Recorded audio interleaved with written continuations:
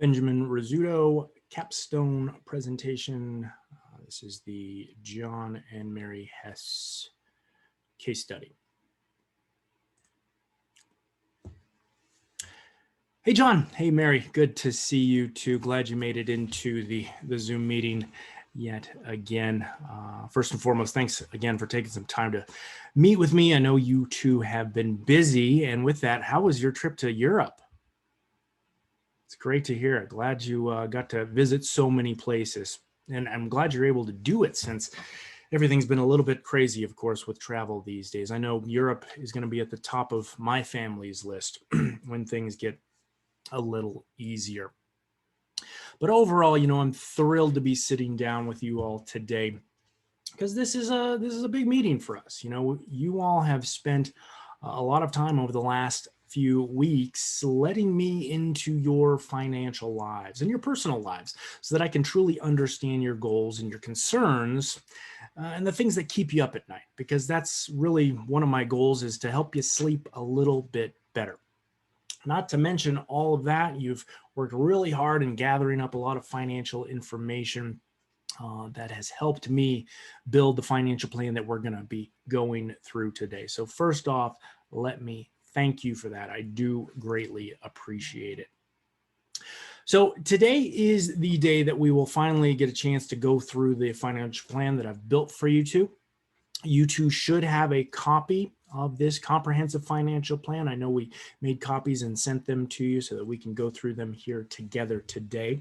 Now, I know it's 12 pages long and it might seem a bit daunting, but what we're going to do is break this up into sections to make it easy.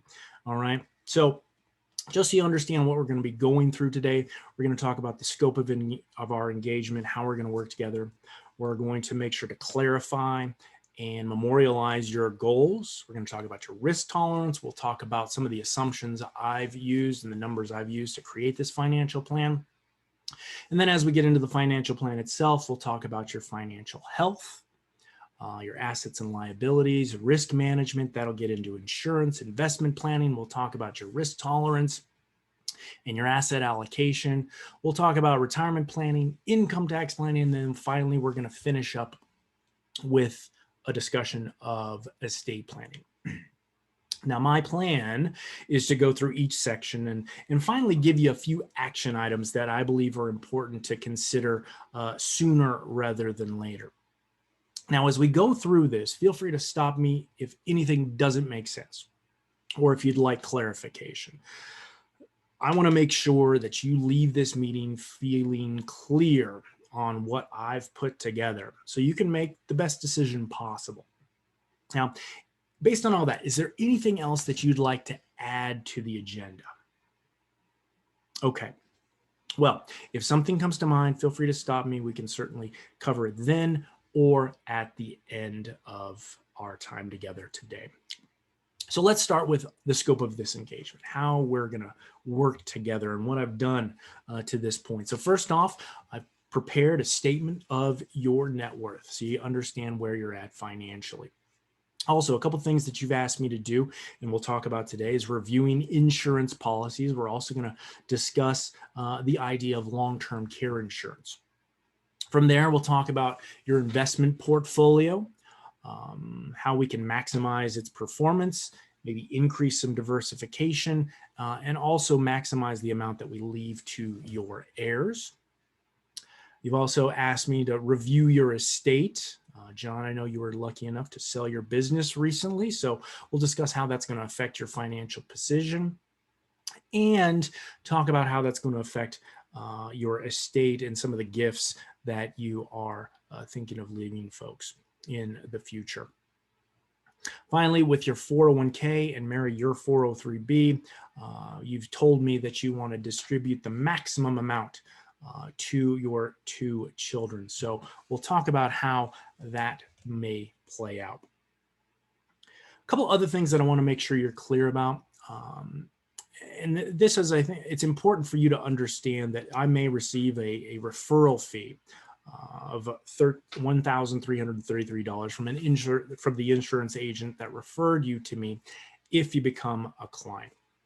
I just think that's important for you to understand. Now, other than that, I don't know of any other conflicts of interest that exist with us working together. But I want to tell you here today that if there are any that come up, I will in writing make sure that you are aware of them. Finally, I want to make sure that you understand that I work as a fiduciary. And what that means is that the recommendations that I provide you, the things that I do, is they are always in your best interest. So let's start by clarifying and memorializing, as I said, your goals.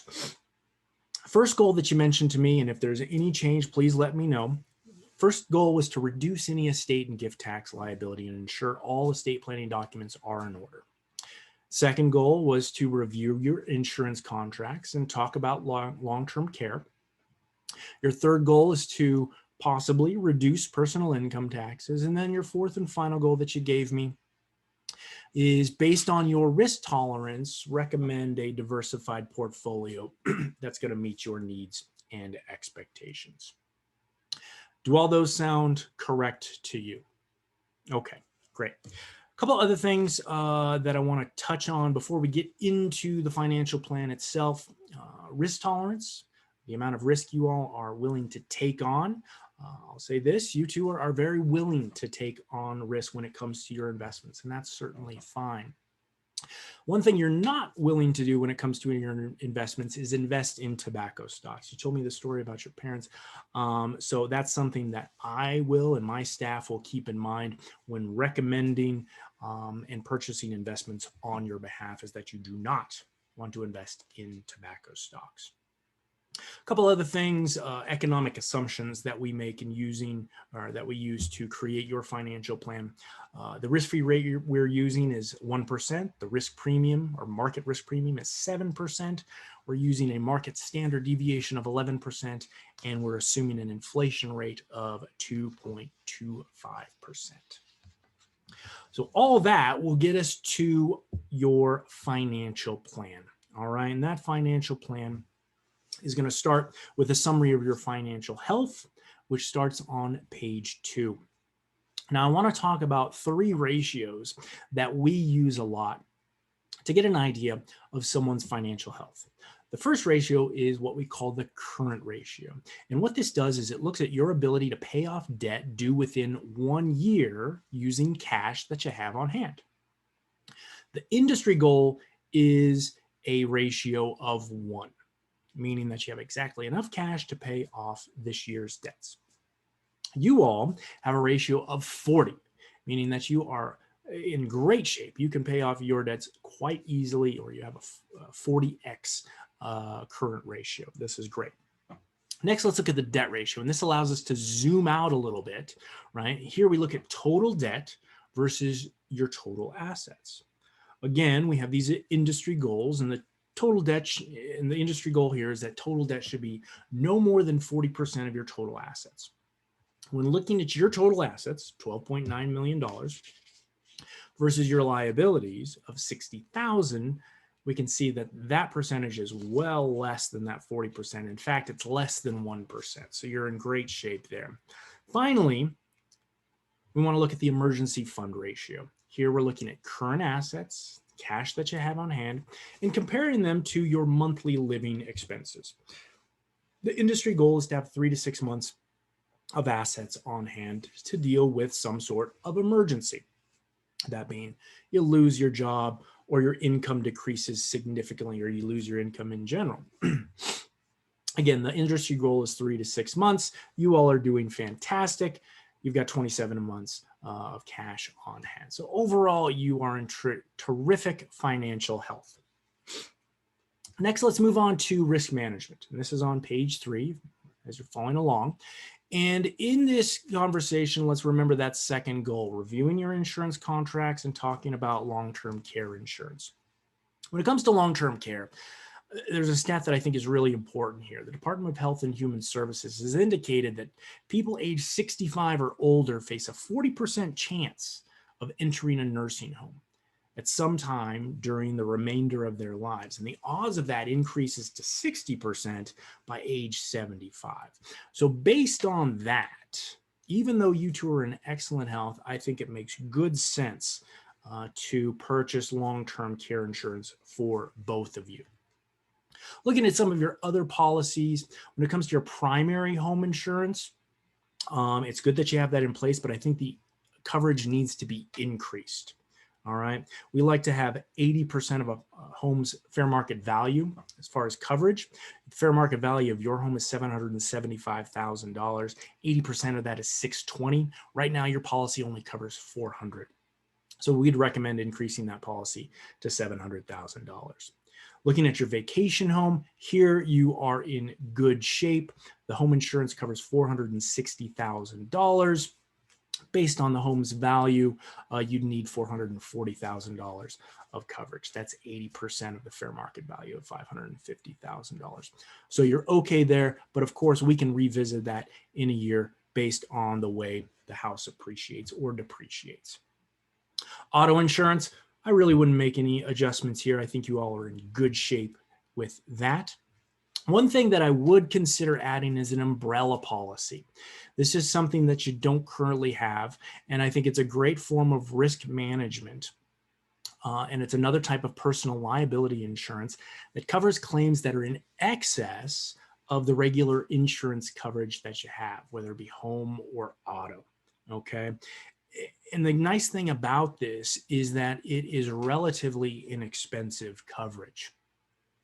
$1 million of coverage on average approximately is going to cost $300 per year. Okay. So I would recommend getting coverage of $3 to $4 million in an umbrella policy. And I think what this does is it helps clients that I work with ensure that they don't lose a significant amount of money if an accident happens, right? And it's not as if we want accidents to happen, but they do. So this would be something to consider. When it comes to health insurance, you all are signed up for Medicare. You have parts A, B, and D. You're probably well aware of the coverage, but let's just make sure that you understand it because I know Medicare is a little bit complex. Remember, Medicare A covers hospital services up to 90 days and skilled nursing. B is for physician services and home health care. And then Part D is for prescription drug coverage. Now, one thing that you may want to consider is a Medigap policy. As you may know, Medicare does not cover everything, right?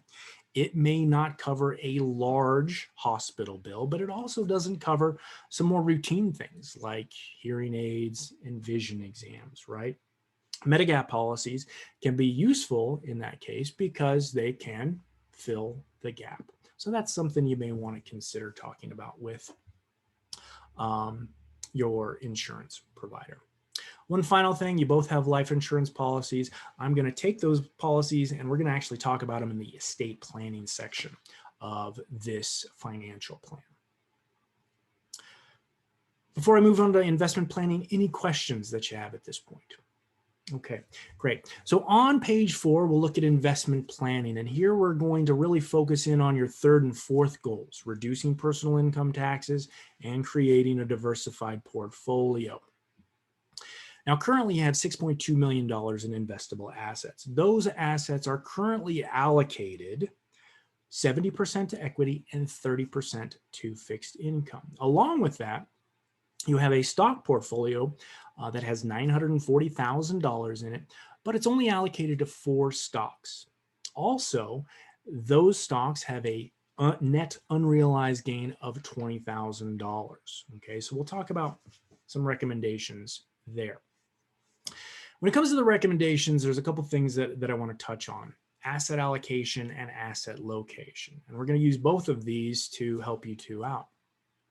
Remember, asset allocation is how we allocate your assets to equity and fixed income, okay? And as you age, usually the recommendation is that your asset allocation becomes more conservative and you allocate more assets to fixed income. So based on this, we'd recommend that your asset allocation be a little bit more conservative, and we'd recommend a 60-40 allocation. The way we get to this is by increasing your fixed income exposure by $600,000. Another thing that we'd like to do or recommend is this idea of asset allocation. And what this does is it takes the idea of asset allocation and it takes it a step further, right? Asset location does this. So it takes it a step further by not only looking at assets, but thinking about the types of assets and what types of accounts we put them in based on how they will be taxed. So for example, bonds and value investments, they're going to pay coupons and pay out dividends. If we have those in a non-qualified account, that's going to lead to a taxable event. You're going to be taxed at a higher rate. So if we put those assets in a qualified account, like your 401k or your 403b, we can defer or decrease those taxes. One other recommendation is to increase your diversification. And we're going to specifically do that with those 4 stocks that you have in that account. We feel that we should sell out of those and place those assets into a pooled investment like a mutual fund that's going to diversify across hundreds of individual stocks versus just 4. So how might we implement this? Well, of course, remember when we implement this, if we do, we're not going to allocate any monies to tobacco holdings. We'll make sure to screen against those things. But first, we'd sell those 4 stocks for $940,000. We'll realize a loss of $20,000. Then we'll reallocate those proceeds into growth funds. Okay. Moving from the individual stocks to the mutual funds is going to diversify your portfolio. Plus, it's not going to lead to a taxable event, and you can use those losses to decrease your income taxes. Second, we're going to move $607,000 in your 401k, John, out of the S&P 500 fund into a multi-sector income fund, and this will help us get to that 60-40 allocation. Along with that, we're going to be a little bit more tax efficient by placing those income producing assets in this qualified account. From there, again, staying in your 401k, John, we're going to reallocate the remaining $447,000 from the S&P 500 into value-based mutual funds. Finally, you had mentioned that you'd like to invest or reinvest some of the installment payments that are coming from the sale of your business. And we can certainly do that by putting them into a non-qualified account. And one thing that we might consider is buying New Jersey state municipal bond funds in that account. This is going to be tax efficient because the interest is going to be exempt from federal and state income taxes. Okay. And if we do this, again, we will continue to hold that 60-40 allocation. So overall, as a result of these recommendations, you're going to have a 60-40 allocation, which is going to be more in line with your risk tolerance. We're not going to create any taxable events. We're going to be more diversified. And in the future, as time goes on, you're going to have reduced taxes based on that idea of asset location.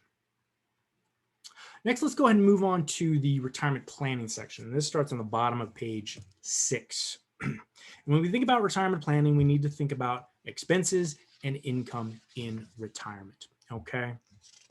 So the way that we'll do this is we're going to estimate, or typically what we do is we estimate someone's expenses in retirement by looking at their current expenses and then taking 70 to 80% of those. For you two, it's a little bit easier because Mary, you retired in 2019 and John, you retired only a month into 2020. So we can, I think, safely use your 2020 expenses to be, or say that they're indicative of your future expenses. 2020 expenses were $367,000. Now your income in retirement is threefold. You've got Social Security, right? John's receives $26,400. Mary receives $13,200. You also have investment income of $235,000. Also, you've got your installment payments that you're going to receive for the next 8 years. You'll receive $438,000 per year for those 8 years. So what that totals up to is $714,000 of income. Compared with the $367,000 of expenses, you've got a $346,000 surplus, which is great. But remember, that installment payment is going to end, or that installment note is going to end in 8 years. So I think it would be a good idea to look at your expenses and income in 2029 when it does end. By going through some assumptions and some calculations, we found that your expenses in 2029 will grow to $439,000. Your income, however, since the installment payments will end, will be $412,000. This leads to a deficit of $26,000. Now, don't worry, because what we can do is we can pre-fund this deficit or this need with the assets from the sale of your business. If we just took the down payment and the payments you received in 2021, that would equate to about $1.3 million. And if we invested those conservatively until 2029 and received a return of 3%, we'd have approximately $1.7 million in that account. Those $1.7 million would cover 64 years of that deficit. So I think we can make sure to alleviate that deficit and you won't have any issues there. One final thing, when it comes to your 401k, we want to make sure that it maximizes returns, but we also want to do that with an eye towards distributing the maximum amount to your two children. The way that we'll do that is, as you know, we'll need to start taking RMDs from those accounts. We will take the minimum from those accounts to keep those accounts at the highest level possible. One other thing we need to do is make sure that we ensure that your two sons are named as beneficiaries. Any questions? All right, great. Let's move on to income taxes. And anytime we talk about income taxes, I always encourage folks to sit down with their CPA, okay? And I'd encourage you all to do the same. When it comes to income taxes and trying to decrease your income tax liability, remember, in your 401ks, we're going to try to do that through asset location, okay? Along with that, with any surplus income or surplus assets that we have from the sale of your business, we're going to put those into municipal bonds from New Jersey. One other thing that you may consider that is going to help with income taxes is a qualified charitable distribution. Now, we'd have to do this from an IRA, but we could easily open up an IRA, roll over assets from your 401k, and distribute those assets to a charity. The nice thing about this is it helps to fulfill your RMDs, but it doesn't increase your income. Thus, it doesn't increase your income taxes. So that's something to think about.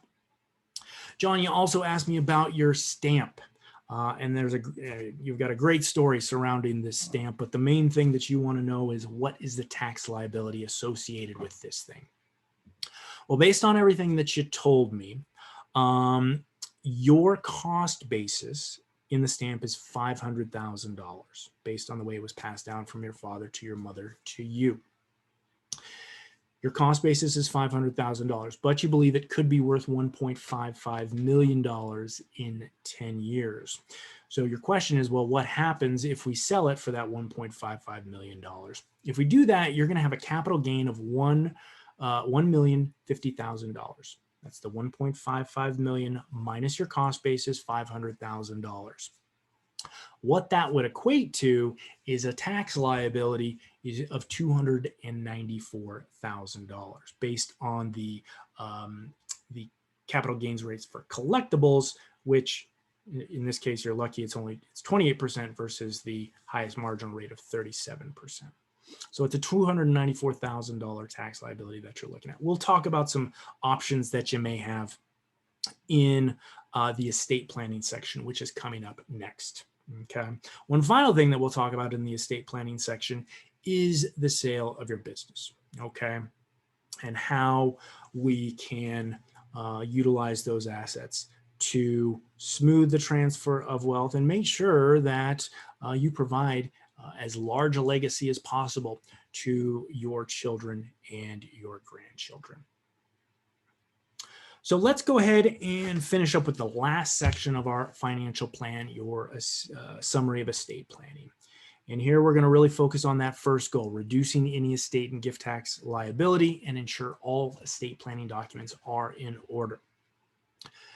Here again, I would encourage you to consult with your estate planning attorney. Okay, that person is going to be invaluable as we go through a number of the things that we're going to talk about in this section. First off, your net worth is $2.8 million. Okay, that does have a potential to grow substantially. And since you're in good health, okay, there's a lot of time that it could actually grow.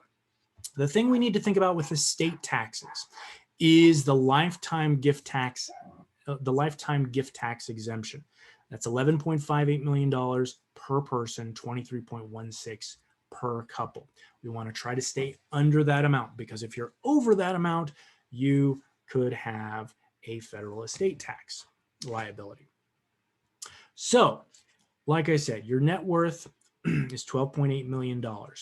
If you live 30 years in retirement, which is very possible since you two are in good health, and it grows by 4%, that could turn into $30.4 million. Okay. Again, that is above the 23.16. So we need to think about ways to decrease that amount or gift assets to avoid that estate tax. So that's one challenge. Another challenge that we need to think about is probate. All right. And John, you have a few assets that actually total to $8.1 million that would be susceptible to probate. Okay. So we need to think about gifting those or designating beneficiaries or possibly retitling them so that isn't an issue. Finally, estate planning documents. This is something that you do need to take care of. You both have wills, which is great, but I noticed that you don't have a power of attorney, nor do you have healthcare proxies in place. These are important to ensure that your spouse or your loved ones can help take care of you if something should happen. So let's talk about implementation of all this. What I would recommend that you do is create an irrevocable life insurance trust. All right. And in doing so, I would increase the your death benefits on your life insurance policies. Did some looking, and you can increase them to $10 million. That's $5 million each, at a cost of $217,000 per year in premiums. From there, you could move those policies into a trust, thus taking them out of your estate, okay, which helps to bring that total estate amount down and decrease the probability that you're going to have a federal estate tax. The other nice thing about this is it can help in gifting. So if we think about Edward, one of your sons, we'll just use him as an example. What he would receive from all this is he would split the death benefit, $5 million, with his brother. From there, you all would be able to gift him $30,000 per year. Okay, that'd be annually. There wouldn't be a lifetime exemption or exception for that. And along with that, he would also receive the remaining $78,000 premium at your death, since that would go into the ILET. But that would eat away at that $23.16 million. Okay, so this is a really nice way to get assets out of the estate, but also gift them to your heirs. All right, so that really helps to, I think, achieve that number one goal of reducing any estate or gift tax liabilities. Okay. A couple other things that we need to think about. Sale of your business, John. We talked about how some of those installment payments and the down payments will help to fund retirement expenses, but we're not going to need all of those assets for your retirement expenses. So we can use those installment payments to help fund the ILET, help pay for those premiums that we talked about. Okay. So that's one way that we can use those assets to, again, fund that ILET and help meet the estate tax goal that you have. I talked about the probate issues, and I think the way to get around them is to consider retitling assets. The reason we want to get away from probate is because what this means is that the state or the court system is going to decide how your assets will be distributed, not you, okay? So what we can do is we can retitle those assets, and specifically that's your CD account, your mutual fund portfolio, and your vacation house, John. We could retitle those as joint with rights of survivorship with Mary. So when you die, they pass directly to her, or you could retitle them with your sons as tenants in common, so that your portion would pass on to them at your death. One other thing with implementation that I think is incredibly important is the estate planning documents. Okay. All this stuff is for naught if we don't have the right documents in place. You have the wills, that's great, but we need to make sure you have powers of attorney and healthcare proxies. Your estate planning attorney will be able to help out with these. One final thing that I wanted to touch on is the stamp. And this is optional, John, but I think it plays into the idea of estate planning and estate tax because, again, there is a pretty significant tax bill associated with its value should you sell it. Couple things that you could do, all right, is you could gift this stamp, all right? You could gift it to your granddaughter or your grandchildren. This would help to avoid probate and that 40% estate tax, okay? So that's one option. The other option would be to donate it to a charity, all right? The nice thing about this is you would receive an income tax deduction. Now that income tax deduction is going to be anywhere between, it's going to be 30 or 50% of your AGI, depending on who you donate it to. But those are two options that I think you may want to consider since income taxes are important to you. And we want to make sure to try to alleviate those. So that covers the financial plan. Before I get into some action items for you, do you have any questions? Great. So let me leave you with this. Overall, I think you two are in great shape. You're in an envious position, to be honest. And with some extra planning, I think we can better help you meet your goals, but also make sure that your assets provide a legacy for your sons and your grandchildren. So 4 action items that I would recommend to you. 1, as soon as possible, visit with your estate planning attorney. 1, to get your estate planning documents in order, and also to create that ILIT, the Irrevocable Life Insurance Trust. Second thing, schedule time to sit down with your life insurance agent in the next week, okay? Remember, we want to increase your life insurance, okay? This is based on some of the estate planning ideas that we talked about. We need to increase your homeowner's insurance for your primary home. We talked about the umbrella policy being a great way to guard against the loss of significant assets. And then finally, long-term care. I think that makes good sense for you too. Even though you're in great health, based on those stats, I think it's a good idea. Number 3, in the next 2 weeks, I'd recommend that you start the process of reallocating assets, okay? You should have all the information associated with your 401k record keeper and your brokerage account.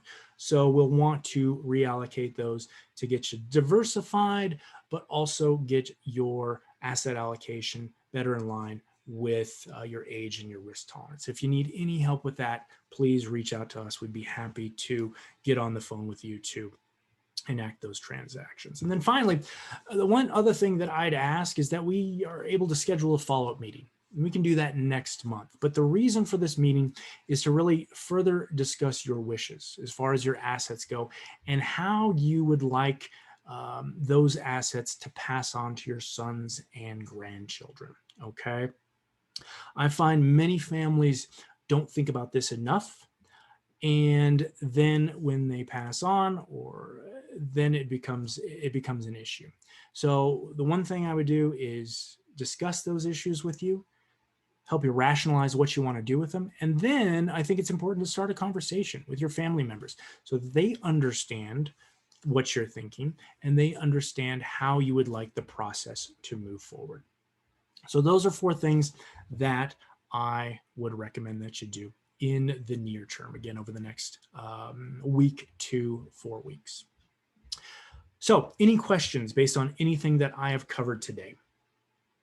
All right, great. If anything comes up, feel free to reach out to me via email. Feel free to give me a call. I'll be happy to clarify anything that we talked about today.